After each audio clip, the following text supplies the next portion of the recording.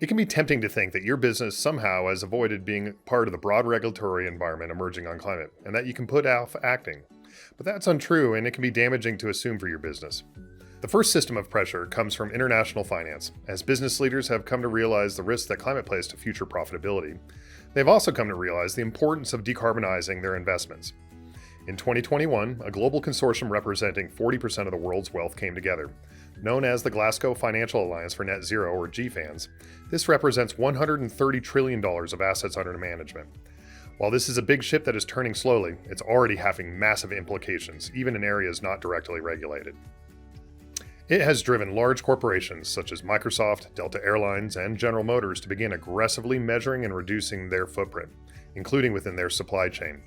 For example, General Motors' supplier code of conduct requires suppliers of all sizes to measure, report, and reduce their footprint to maintain the business relationship.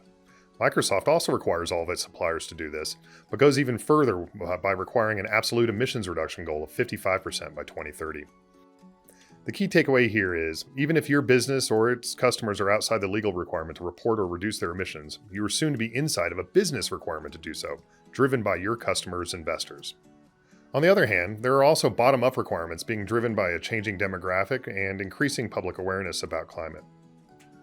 To win and retain important employees in a tight labor market, climate is a key concern. The eldest millennials are now over 40 and entering the peak of their economic and political power, and are making decisions about where they work based upon climate. 75% of millennials are willing to work for less money to work for a socially responsible company on climate.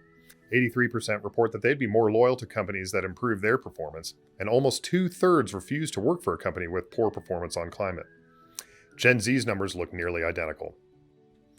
At the same time, even the least engaged generation, the boomers, are active on climate. According to a survey by Pew Research, about 1 in 5 members of that generation have actively participated in a climate rally, given to climate-focused nonprofits, or written a politician or business about their climate footprint within the last 12 months. On the customer side, 57% of individual buyers consider climate when making a purchasing decision, with 23% of the whole stating that it is their primary means of making a purchasing choice.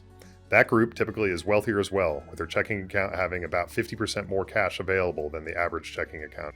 The key takeaway here is that changing demographics and an increased awareness on climate means that your company will need to act on climate to win and keep both its employees and its customers.